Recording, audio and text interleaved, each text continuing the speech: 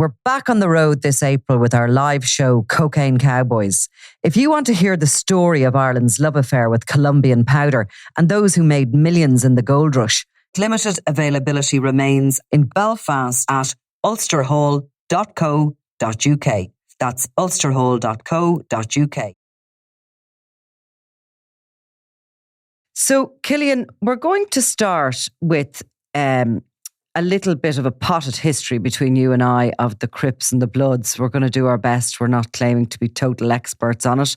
You have written a book, Dreams in Incarceration, with a former member of the Crips, and we'll come on to his story. But just before we do that, just to introduce to the listeners and the viewers who they are. And they go back really to the 50s and 60s in LA, to that Black Panther movement, to, I suppose, the civil rights, and they were trying to sort of move black people into what was white neighbourhoods. There was a lot of unrest in those days, and it created then what became this kind of street gang. That's right. Yeah, they totally stemmed from those African American movements of the 1950s and post World War II, and then in the late 60s, the Crips were formed by actually two teenagers. Right. They were, I believe, 17 years old at the time, because street warfare, to my knowledge, street warfare in Los Angeles, but specifically said Central Los Angeles, was sort of running rampant, and these kids just sort of banded together to keep themselves safe, for lack of a better way to put it. And so that there's a huge amount of social history in the background there for anybody who cares to read up more on it. But basically by the 70s, this gang, which had formed, had split into two factions. And I mean, like any sort of these feuds and splits and gangs, it seems to have started between two people with a kind of a general grudge against each other. There was a murder and people took sides. And those sides, first of all, became the Bloods and the Crips. They all looked alike. They seemed alike. They were once friends. But they sort of, to identify themselves, the Bloods would have worn red and the Crips blue. And they became very sort of significantly different gangs, although they'd come from the same areas and they were ultimately doing the same thing. But they were warring factions from the 70s on. Yes, exactly. Yeah, the Crips wear blue and the Bloods wear red. And then one interesting thing that I learned from my research and sort of from my interviews with David Spivey is that as time progressed, there was actually a lot of like internal conflict. So Bloods started to fight with Bloods and Crips started to fight with Crips, to the point where Bloods versus Crips, it's very much still a thing. And there's a lot of there's a lot of the intensity over that sort of feud, but there's actually just as much intensity over internal conflict. And it's nowadays it's all sort of geographically based. So you can look it up online. There's a map of Los Angeles, and it has little pockets of red and blue all over the city. And it shows you which neighborhoods and territories are ran by which crew. But within those blue, there's like different shades of blue for like different kinds of Crips. And within the red, there are different shades of red for different kinds of Bloods. And they're essentially all feuding with one another. So, right, nowadays it barely even matters whether you're a Blood or a Crip. It sort of matters about your geography. And I suppose then, going back in time a little bit before we concentrate on David Spivey, the 80s, the crack epidemic started. They were obviously involved in drug dealing. They began to branch out outside LA and kind of taking drug territories in other cities. In the 90s, the Bloods and Crips sort of became a culture. It was part of the whole rap music scene, and I often talk to a journalist called Douglas Century in regard to all these various rows that happened within the rap scene and people choosing to go red or go blue, and all of that sort of happened. But it's become cultural. I think there's a difference between a street gang and when that has happened over a couple of decades. That's really seeped into the culture. So by the 2000s, when David Spivey is coming of age, he's a young man. He is the gang activity is on the rise. I imagine if it's anything like here, it's because it goes with the economy, doesn't it? So as economies rise, there's more drugs bought and taken and more gang activity, more people trying to enter the market to make quick buck. And obviously that results then in paranoia and various feudings. So let's start there. And David is 17 years old, is he, in 2003 or 2004? Maybe tell me a little bit about his background, where he came from. Yeah, so David's from a place called Inglewood. Here, it's a pretty big sort of like neighborhood suburb part of LA. It's sort of famous for its gang activity. For lack of a better way to put it, it's a really big region of land, but within Inglewood there are multiple different gangs, and they're all feuding with each other. So David actually has. I found it quite sad when he told me he grew up with basically without a father in the house. He had a mom and a little brother, and when he was about 12 or 13 years old, he actually hadn't joined a gang yet. A lot of his friends and people at school sort of had already, and he was a boxer. He was training. One day he was training to be a boxer in his local gym, and as he was leaving, these sort of like slightly older kids, maybe like 15, 16, he said, were agitating him and basically just sort of trying to start a fight with him and all that. And he told them off, and every day they would come back to that gym looking for him, until one day they got into a row outside the gym. David fought them, and the guy went back to his car to get a gun. So David ran to the police station. I guess the sheriff was just right down the road, and he ran in and he told them what was going on. And the police didn't help him. The police basically told him to leave. They said they couldn't do it. And so David, being very afraid, knew about a Crip that lived on a street. He would have been like in his early 20s. He was a young man. And so out of desperation, he ran there, told the guys that he was being chased by these gang members and that they were trying to kill him. And he wanted to buy a gun to protect himself. As like a 12, 13-year-old kid, he ran into this Crips house to buy a gun to protect himself. And the Crips basically laughed in his face. These guys, they laughed in his face, but they said, we like you, like we'll protect you. So David got inducted pretty much like right away. And then for roughly 4 years, he was an active member of that gang, and they gave him a nickname. His nickname was Baby Rosco, because he was the youngest.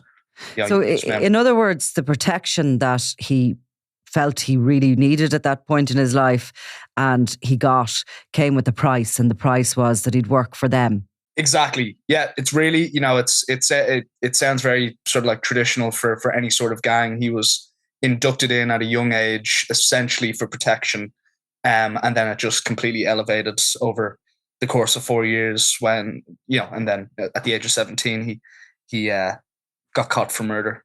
So everything just sort of escalated to that point. Cillian, what about his mother there and the younger sibling? Like, how did the mother react to this? Him, I suppose, hanging with these new guys, and she would have known from her own neighbourhood who was part of a gang, who was in the Crips, who wasn't. So she obviously fairly quickly realised that her son had been drawn into this world. Yep, David. So not to give any spoilers for the book, but David's mom tragically passed away while he was in prison. So I never got the chance to speak to her, but from what David told me, and David's a very honest man and very upfront about sort of everything that he has done and how he felt about it. But he said that his mom really, really, really actively tried to get him to sort of live a normal life and not join a gang. He did a lot of sort of extracurricular stuff, including the boxing. When he was a kid, she worked like 3 jobs just to support their family. She was always working, and David says, for lack of a better way to put it, he was a little sort of rascal when he was a kid. Like but even before he joined the gang, he would talk back to her. He said he was very disrespectful, and then when he joined the gang, he said that his ego was inflated greatly because you're a young kid, you're like, I guess, tracking back to that like 90s rap and sort of like how the Bloods and the Crips are represented in pop culture. He grew up with that. Like he was a kid when that was like really getting popular. So he thought it was the coolest thing ever to be in a gang. His ego was inflated, and then and it was game over from there for his mom. She couldn't get through to him, and it basically took him years to realize it. It took her dying for him to realize how disrespectful he was to his own mother, and how she was really just trying to help him. And how that was sort of,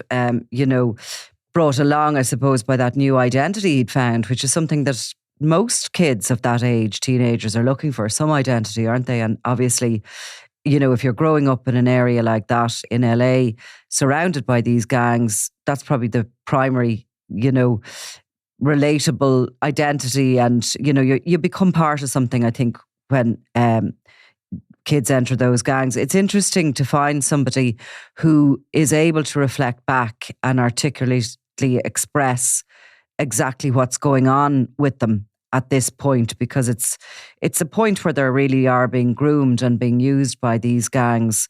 And he's able to see that. I suppose he was a teenager anyway. He was probably going to be, a little bit disrespectful to his mum anyway, but he's getting a confidence in doing that out of his membership or his acceptance into the gang. So she obviously is trying to keep him on the straight and narrow as much as she can. I'm sure her biggest dread was one of two things: either that he was going to get shot dead or that he was going to end up in prison. So by the age of 17, her worst fears come true. So tell us what happened then. In a nutshell, essentially, David's 17 years old when you're a teenager in these gangs, and this goes for just about any violent gang in the US. It's not just Crips and Bloods and things like that. There are so many of them. But when you're a teenager, for them, you're in a sort of beneficial position. You can be used as like a drug runner. You can be used as a hitman. You can essentially do anything when you're a kid, because people don't really think that kids are capable of doing these things. So David was put into a lot of like really terrible positions by the upper members of his gang, but going in tandem with that was his rising ego, and he knew exactly what he was doing, and he was fine with it. Then one day these two rival gang members, they rolled through his neighborhood in their car, and David and his peers were essentially told to go after them and hunt them down. So they did just that. They hunted them down, and I use that word hunt very, very literally. They hunted them down, like it was vicious, it was malicious, and and then they did a drive-by on this like very small motel in Inglewood, and they killed one of them. There were two of them. They killed one of them. One of them survived with gunshot wounds, and then they got caught right down the block. A cop was really close by, heard the gunshots. They got caught very quickly, and then David was he was tried as an adult. And I believe I'm actually not too sure how long that trial truly lasted, because I know David did fight it initially. He was a minor, and he and his lawyer did fight it, but he was tried as an adult, and he found himself in California State Prison, which is federal prison, some of the worst in the entire country, and some of the most overcrowded too. And he found himself there as a teenager. So he quickly found himself in prison. And what sentence did he get? He got 100 years to life. So his first sentence was 100 years to life, which is essentially just a life sentence. Like, nobody's living to be 117. So he got 100 years to life. And then over the course of a couple of years, that was actually commuted down. So that was then brought down to 65 to life. I believe his lawyer on the outside was still fighting for him, and they managed to get that down to 65. And then from there, over the course of X many years, it was sort of like chipping away at a block. But he eventually got a sentence commuted down from 100 to 67 down to 15 years to life. And the governor of California actually had to sign off on that at the time. So he got very lucky. And did he discuss with you over the course of your interviews? Of course, David is 34 now, and he's living a life that he's sort of giving back a little bit, maybe, to that society that spat him out. He's a mental health professional. He's operating in South Central LA, and he's working as well as a motivational speaker. He has come sort of full circle, and from reading your book, he feels remorse for what he's done. He's not denying his role in that. He certainly feels for the mothers of his two victims. He very much understands how they view him.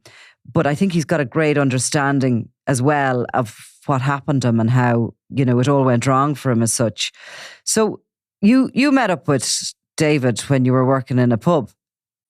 Yeah, sort of. Yeah, I was the bar manager of like an event. So it was it was basically just a New Year's Eve event that my friend and I were throwing here in LA, and we hired David as a security guard. We didn't know anything about his background, but he worked for this security company that we had a connection with. So nobody came to the event. It was a total dud, and I ended up talking to him for about 3 or 4 hours, just about nothing, just joking around.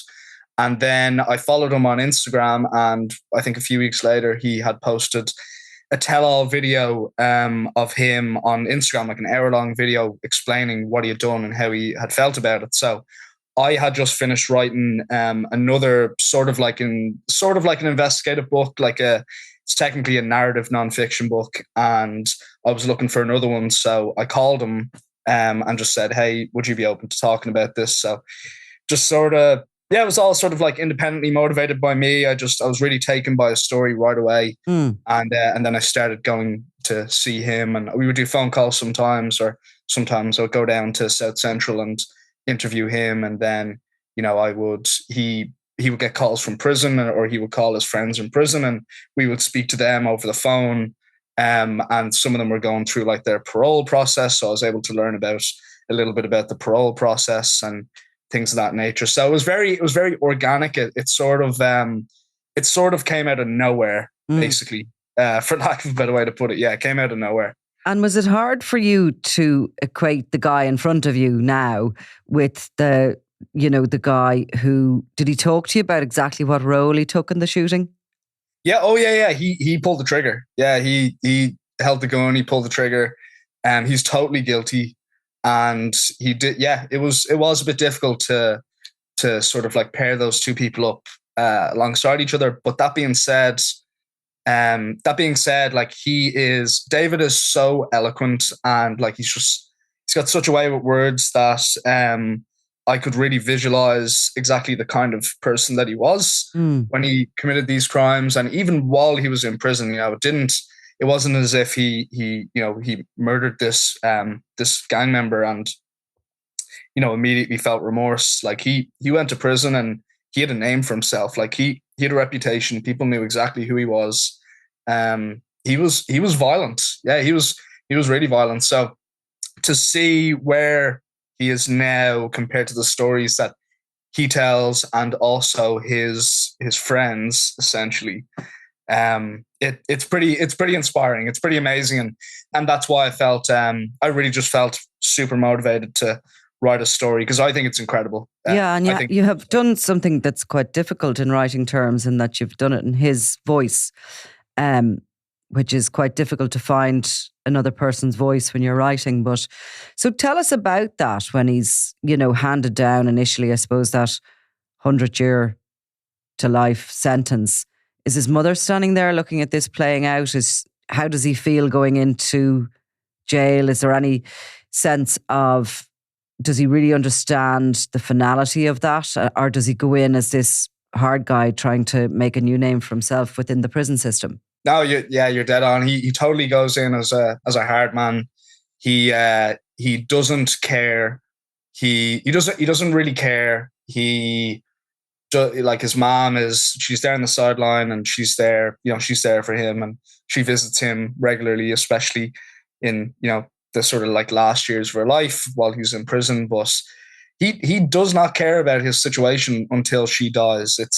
it's very to me it was a very interesting mindset because I know like Irish any prison will be very similar, but in the US there are just so many races and so much like deep rooted history between the races that prison is segregated, and there's no way that prison would work in the US. It just wouldn't work any other way than the way it does right now. And it sounds quite animalistic to say that like everything's segregated, but the way I in the book I sort of like use the metaphor of the plains of Africa, or like the Serengeti. It's like you have like your different kind of animals like spread out all across the yard, all across the plains, and they're all constantly just looking to kill each other. Like they are constantly looking to kill each other. So David goes from the street, which is a hostile environment, into a federal prison, like a level 4 prison, level 3, level 4, which is essentially where they harbor like all of the murderers and the rapists and just all the worst people and all the gang members. And he is fighting for his life like right away. From the second he wakes up at like 4 a.m. or half 4 in the morning to the second he goes to sleep, he is he's on guard. He's ready to fight for his life. So he doesn't feel remorse. He feels bad that he got caught. He feels that he has to be like the king of the jungle, but at the same time he still has to follow orders because these factions, these gangs in prison, they're a tight operation. They have to wake up at it's like being in the military. They have to wake up at a certain time. They have to go to bed at a certain time. They have to congregate in very specific areas of the yard. They get tasks, like whether it be, you have to bring heroin to this guy, or you have to like get your mom to like sneak in a $50 Starbucks gift card. Like really crazy stuff overall. But he just does not have time to feel remorse until he realizes that, when his own mom dies, for context, his mom dies, and then a month later, his younger brother is murdered in a gang altercation. So the two things basically happened at once, and that's when David really realized that, his actions truly did have consequences because he had murdered somebody's son that was feeling the same way that he was now. It's tragic. A horrendous life. And what age was he at that point? He was in his mid-20s. Yeah, he was like basically like my age. I'm 28. He was like 27. So he was 10 years incarcerated at that point. So he had been 10 years living on the gang life as such within the four walls of a prison, but still that same belief in you're fighting for survival against an enemy. And like, he must have been really hardened at that stage. I mean, as you're telling the story, I could just think of the 12-year-old boy, obviously from a loving home and a stable home, and the mother providing as well as she can for them. And he's at his extracurricular activity, the boxing, which is, she's obviously paying for that out of her earnings. And all of a sudden he's lost. He's standing in front of her in a courtroom at 17, getting sentenced to that kind of an amount of time. She's obviously not given up on him, but he himself must be so hardened by the age of 27 when she dies. What is it in him that then makes the decision to change his life around and for the better? It really was. So his mom died of lupus. And the way that he said it clicked for him was that he says that he killed his mom. He said that he killed his mom, that it was the stress of him and his younger brother being active gang members, him being incarcerated, his younger brother being out on the streets doing the same thing that he was. He claims that it was him that drove his mom to the grave.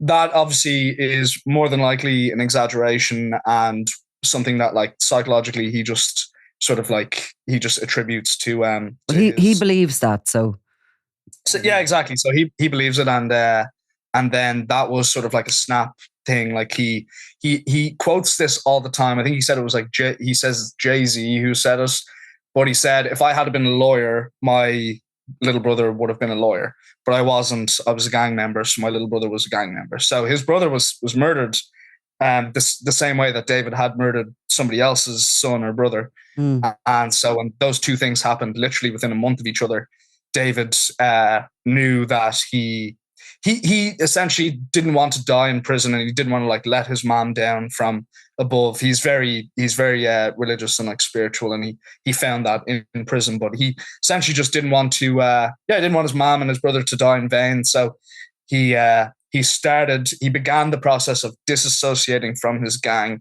while in prison, which is just about the most dangerous thing you can do, because like I said earlier about like the Serengeti and the African plains, it's like, think about it. Like if you're like a pack of lions and you're all together, like nobody's going to mess with you. But if one lion steps off from the pack, it just makes you vulnerable. So that's how David was. He started to slowly step away from the pack. So he was in a vulnerable state, but it was a necessary action for him to do, because otherwise the parole board would never let an active gang member back out on the street. So, and did the prison service help him with that journey to try and pull away from the gang? They do, yeah. So David essentially was in like 7 prisons overall. You're in California. I'm not sure if it's like a federal thing, but in California, you're able to transfer prisons after like a year and a half, 2 years. So David was able to sort of bounce around. If things got too bad or intense in one prison, he could transfer to a different place and sort of start over.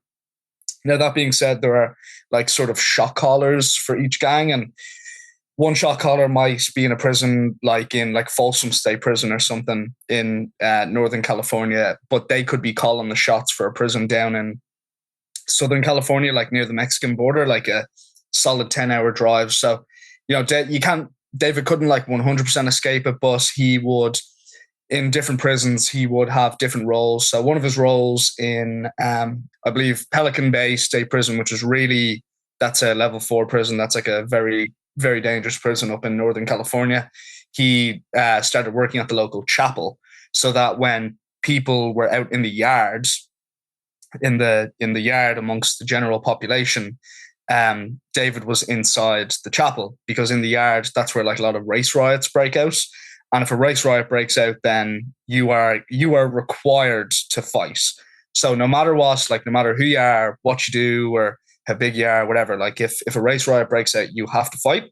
So David had to physically separate himself from those people and from the yard without sort of letting on that that's what he was doing. And then of course there are like classes that you can take in prison. The California state prison system, it's getting better, and they're trying to and I know this because I actually spoke with a lot of prison wardens in my research. Specifically the warden of San Quentin prison told me this, that a lot of these prisons are modeling themselves off the Norwegian prison system.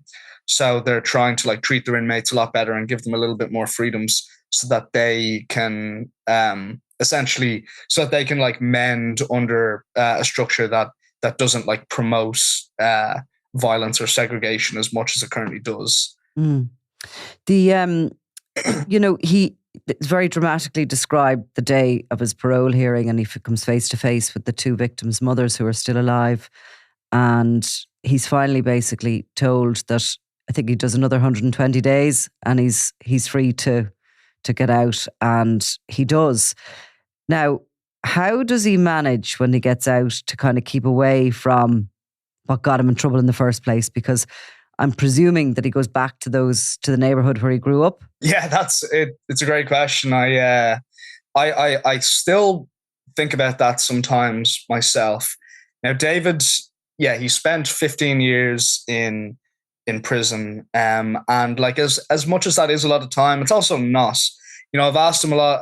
I've also asked him about the person that he murdered and the person that he attempted to murder, like their families, and what, like if they have any active gang members like that are coming after him, like things like that.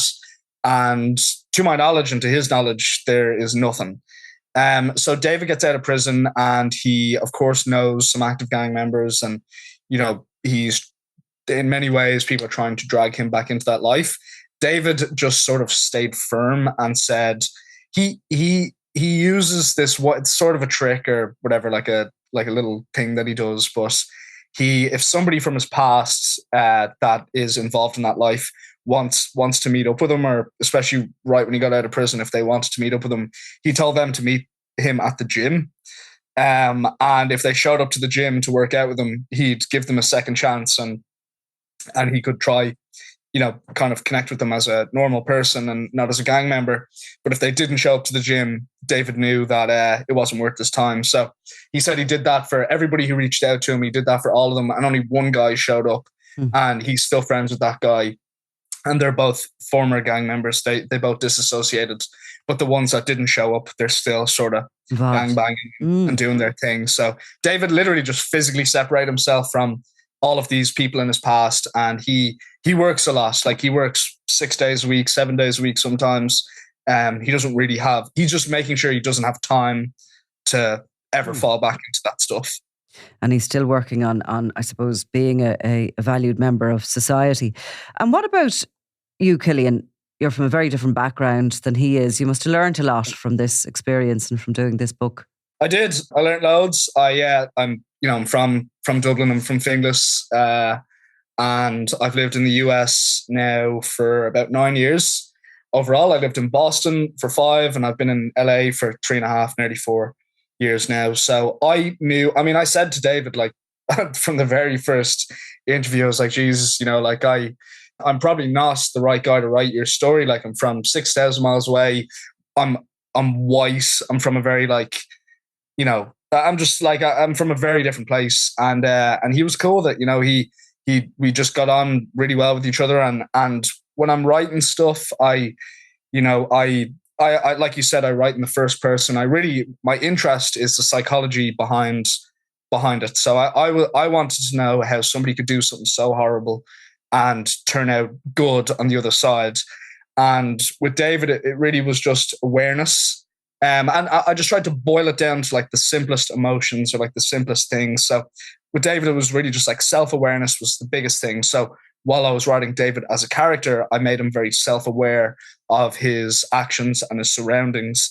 That way, the audience is sort of like trailed along through this story, and like at various milestones in his prison career, we understand how he's feeling and why he's feeling the way that he does, so that when he does start to want to turn his life around, we know exactly why and sort of like what to expect. Yeah, I mean, look, as a writer of this sort of stuff, we don't have a place within this story. It's his story, and it's just really helping him to tell the narrative in a way that doesn't leave any unanswered questions at the end of it for the reader. Like, exactly delving into people's emotions, how they were feeling at a particular time, and, helping them tell their story. So what's next for you on the agenda? Yeah, I have. I can't talk too much about it, but I have a book. I'm writing a book right now. And it's actually a Panamanian story. So I spent the entire month of October in Panama conducting interviews and doing research all around the country with regards to, I'm sure you're aware, they had like dictators from 1968 to 1989, the most prominent being Manuel Noriega. So I'm conducting a lot of interviews and research down there. I'm actually going back to Panama in 5 days, 4 or 5 days. So I'm leaving on Sunday. And what is your background, Cillian? Did you study here or did you study in the US? I went to like secondary school and all that in Dublin, and I got recruited or like scouted to play soccer at a college in the US. So I went to college in Boston at a college called Northeastern University. That being said, I'm also a dual citizen of the US. My brother and I were born in the US, and then my parents just we got the citizenship. And a few years after that, my parents brought us back to Dublin. But we sort of always had this connection to the US. We would come over here every summer. So there is a bit of a US-Irish connection with our family there. But I'd say after 18 years old, I've lived here for 10 years. So it's been a while since I've lived in Dublin. Yeah. And what did you study? I studied marketing. I'm all pretty much self-taught and independently motivated for for all of this stuff. It's really just a general interest. But I started doing this. I started doing these like narrative nonfiction, like sort of investigative books during COVID. I had just published my first book. It was the second book I'd ever written, but it was my first published book. And there basically was this woman who my mom knew from Boston, who she, if you're familiar with like the Spotlight team at the Boston Globe, they made that movie. Yeah. So this woman, she was married to a headmaster of a very prestigious boarding school for over 30 years. And one day the FBI came knocking on her door and they told her that her husband, the headmaster, was being accused of sexually assaulting his students at the boarding school. So these investigators wanted the wife to work with them against her husband without him knowing. So she had to become like a spy within her own home. And it was sort of like a domestic espionage thriller sort of thing. And I wrote that, and I interviewed that woman for a month, and I wrote that book in the first person. So I had to get inside of the mind of essentially like a wife who was constantly being gaslit and who was coming to terms with the fact that her husband may or may not have done these things. So I wrote that book, and the reception was pretty good. And I just became like obsessed with the whole sort of process. And then I just went out and did the whole David Spivey dreams and incarceration thing, just 100% independently motivated by myself. I quit my job.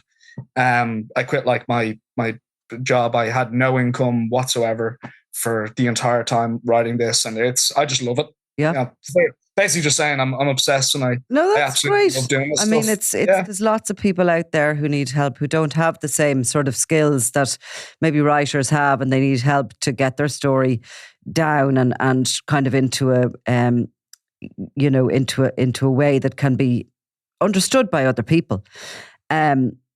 So tell me where people can buy Dreams and Incarceration. Right now, it can only be bought on Amazon. But it's $10 US. I'm actually not too sure what that equates to in euro. Just probably about the same at the moment, I believe, as I head to the States shortly. Yeah. So about €10 then on Amazon, and it's also available on Kindle as well. So if you're a Kindle Unlimited member, you can actually read it for free. Otherwise, you can buy it for about €5 on Kindle as well. Right. Well, listen, we'll talk again, I think. I mean, I like the idea of that first story you wrote. Maybe we can come back to that someday, have a chat about that, and keep in touch about your Panamanian investigation. Okay, Cillian, thank you so much. Thank you very much, Nicola. Appreciate it. I'm Nicola Tallant, and you're watching Crime World, a podcast about criminals, drugs and the underworld in Ireland and across the globe. Make sure you subscribe to our channel and turn on notifications so you can be the first to watch all our latest episodes. You can also listen wherever you get your podcasts.